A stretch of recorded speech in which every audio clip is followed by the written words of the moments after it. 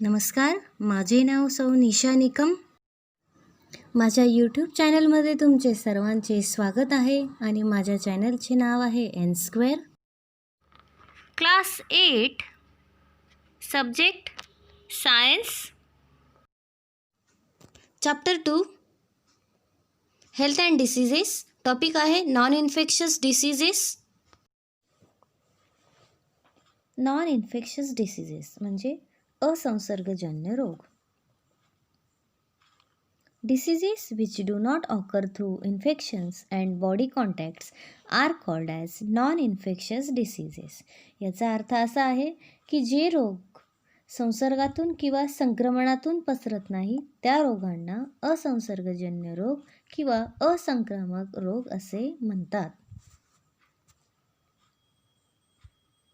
Such disease arise in human body itself due to a certain reasons.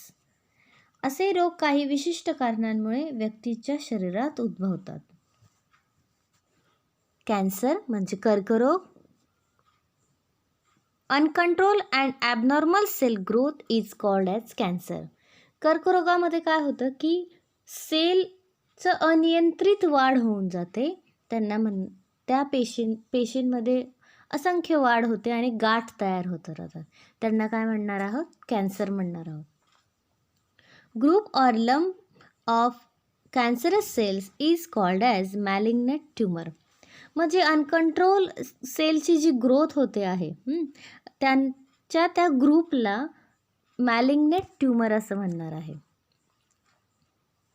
Cancer can occur in various organs like lungs, mouth, tongue, stomach, breast, uterus, skin and tissues like blood. कर्करोग हा आपल्या शरीराच्या विविध अवयवांना होऊ शकतो. जसं आहे आपल्या फुफ्फुस, तोंड, जीभ, जठर, स्तन, गर्भाशय, त्वचा यासारख्या अवयवात किंवा रक्त किंवा अन्य कोणत्याही ऑर्गनमध्ये काय होऊ शकतो? कॅन्सर हा होऊ शकतो. त्याचे रिझन्स म्हणजे कारण काय आहे बघा. Consumption of tobacco, gutkha, smoking, alcoholism, lack of fiber content fruits and leafy vegetables in food, excessive consumption of junk food, pizza, burger, etc. are some of the main possible reasons. Hereditary may also be a reason. म्हणजेच अतिप्रमाणात तंबाखू, गुटखा, धूम्रपान, मद्यपान किंवा आहारात leafy vegetables खाणे नाही, फळं खाणार नाही, पालेभाज्यांचा समावेश नसेल किंवा जंक फूड वडापाव, पिझ्झा जास्त प्रमाणात खाल्ला तरीही आपल्याला कॅन्सर होऊ शकतो किंवा आनुवंशिकता म्हणजे हेरिडिटरी असेल तरीही कॅन्सर होऊ शकतो. त्याचे सिम्पटम्स आहेत म्हणजे लक्षणे आहेत. क्रॉनिक कफ म्हणजे दीर्घकालीन खोकला राहणार आहे. होर्स व्हॉइस म्हणजे आवाज असा घोगरा होईल. डिफिकल्टी इन सॉल्विंग म्हणजेच काय गिळताना त्रास होणार आहे. इनक्युरेबल स्कॅर अँड इन्फ्लेमेशन्स म्हणजे उपचार करूनही बरा न होणारा वर्ण किंवा सूज.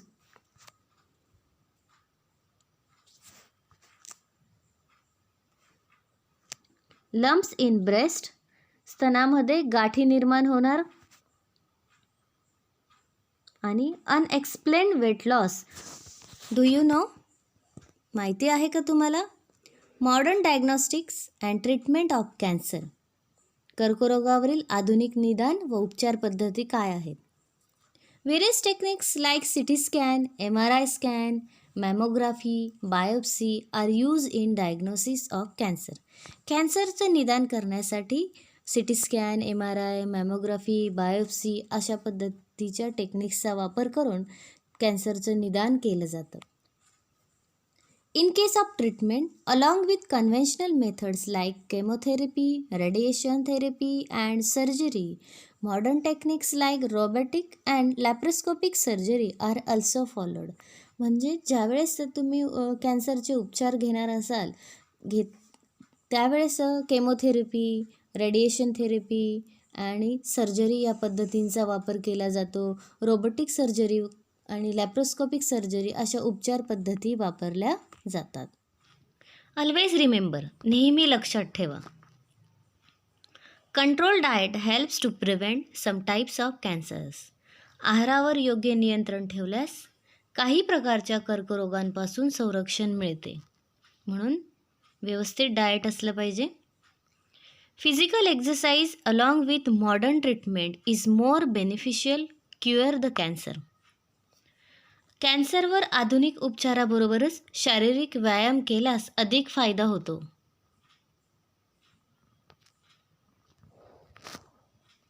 Avoid addictions like tobacco, chewing, smoking etcetera. तंबाखू खाणे, धूम्रपान यासारख्या व्यसनांच्या आहारी जाऊ नका, नाहीतर वरील लिहिलेल्या चित्राप्रमाणे तोंडाचा कॅन्सर होऊ शकतो. Can you tell, do you remember any person drinking the sugar free tea or avoiding consumption of sweets? What may be the possible reasons for this? म्हणजेच बिना साखरेचा चहा घेणारी किंवा गोड पदार्थांचे सेवन टाळणारी व्यक्ती तुम्हाला माहिती आहे का? आणि जर माहिती असेल तर काय कारण असेल त्याच्या मागे? Person drinking sugar free tea or avoiding consumption of sweets may probably be suffering from diabetes. जर एखाद्या व्यक्ती चहा किंवा गोड पदार्थ खात नसेल तर याचा अर्थ त्याला डायबिटीज झालेला आहे. म्हणजेच काय? मधुमेह. डायबिटीज.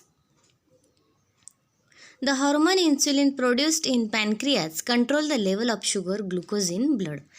पॅनक्रियामधून इन्सुलिन हे एन्झाईम सिक्रेट होत असतं आणि हे इन्सुलिन रक्तामध्ये असणाऱ्या ग्लुकोजचं प्रमाण कंट्रोल करण्याचं काम करत असतं.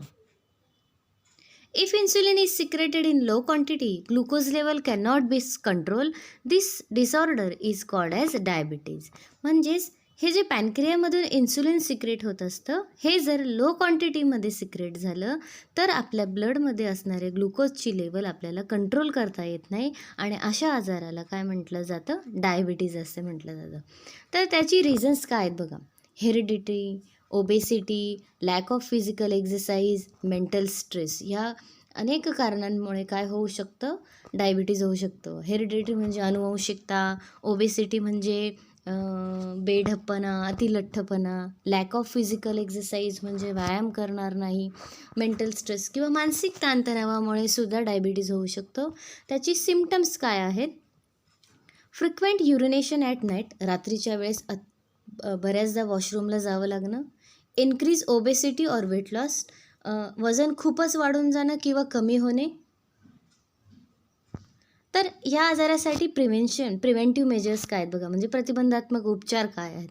Following the proper diet, medicines and exercise under the supervision of doctor helps to keep the diabetes under control. डॉक्टरांच्या सल्ल्याने आहार, औषधे व व्यायाम यांचा वापर केला तर आपण हा आजार नियंत्रित करू शकतो. Heart disease. Efficiency of the heart disease due to decreased blood supply and thereby oxygen and nutrient supply to the heart muscles. हृदयाच्या स्नायूंना रक्ताचा व पर्यायाने ऑक्सिजन व पोषक द्रव्यांचा पुरवठा अपूर्ण पडल्यास हृदयाची कार्यक्षमता कमी होते. Due to this heart has to perform more work that leads to stress on it.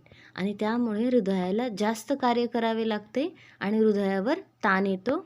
This may cause heart attack, आणि त्यामुळे हृदयाचा झटका येऊ शकतो. If someone has heart attack, immediate consultation of doctor and treatment is necessary.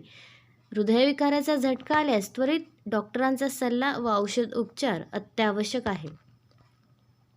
त्याचे symptoms आहे severe chest pain, pains in shoulder, neck and arms, cramps in hand, uneasiness and tremors. म्हणजेच काय काय लक्षणे असणार आहे हृदयविकाराची? की छातीत असह्य वेदना होतील, वेदनांमुळे खांदे, मान व हात दुखतील, हात आखडणे, घाम येणे, अस्वस्थता वाटते आणि धडधड पण वाढत असते.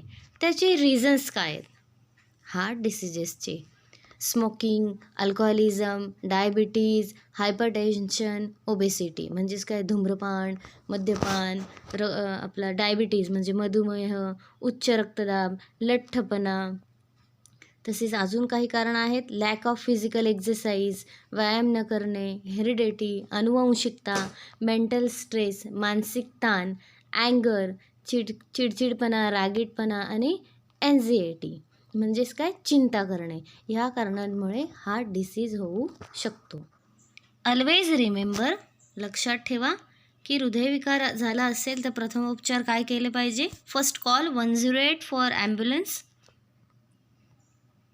Check the consequences of patient by shaking the shoulders. रुग्णाचे खांदे हलवून तो शुद्धीवर आहे का हे तपासायचं आहे. Keep the patient laying on the back in horizontal position on hard surface and perform compression only life support COLS. म्हणजे की रुग्णाला कडक पृष्ठभागावर झोपवून शास्त्रशुद्ध पद्धतीने रुग्णाच्या छातीवर दाब द्या आणि या पद्धतीला कॉम्प्रेशन ओनली लाईफ सपोर्ट असे म्हणतात. In this press the centre of the thorax for at least 30 minutes at the rate of 100 to 20 strokes per minute. यामध्ये एका मिनिटाला 100 ते 120 दाब या गतीने किमान 30 वेळा छातीच्या बरोबर मध्यभागी दाब द्यायचा आहे.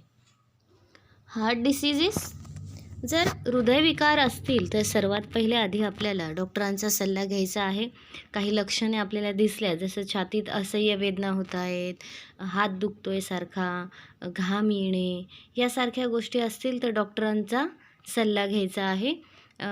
आणि त्यानुसार आपल्याला doctor ECG test, echo test, stress level test करायला सांगतील. आणि त्याच्यामध्ये जर आपल्याला रक्ताचा पुरवठा कमी जाणवत असेल हृदयाला डॉक्टरांना तर आपल्याला अनेक अशा टेस्ट करायला सांगतील किंवा आपल्याला उपचार सुचवतील.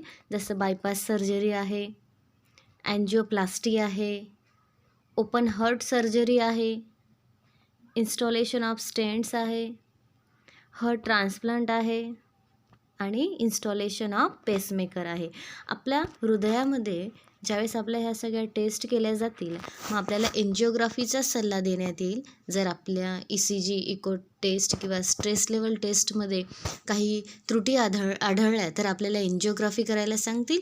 आणि एन्जिओग्राफीमध्ये ठरणार आहे की आपल्यामध्ये आपल्या ज्या रक्तवाहिन्या आहे हृदयाला जे रक्तपुरवठा करतात त्यांच्यामध्ये किती टक्के अडथळा आहे. म्हणजे 70% जास्त असेल तर आपल्याला एन्जिओप्लास्टी, बायपास सर्जरी अशा वेगवेगळ्या प्रकारच्या सर्जरी करायला सांगतील.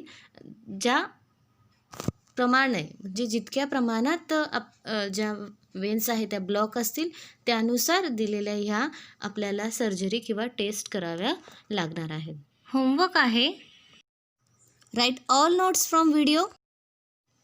तुम्हाला माझा व्हिडिओ आवडला असेल तर लाईक करा, माझ्या चॅनलला सबस्क्राईब करा आणि बेल आयकॉनला प्रेस करायला विसरू नका.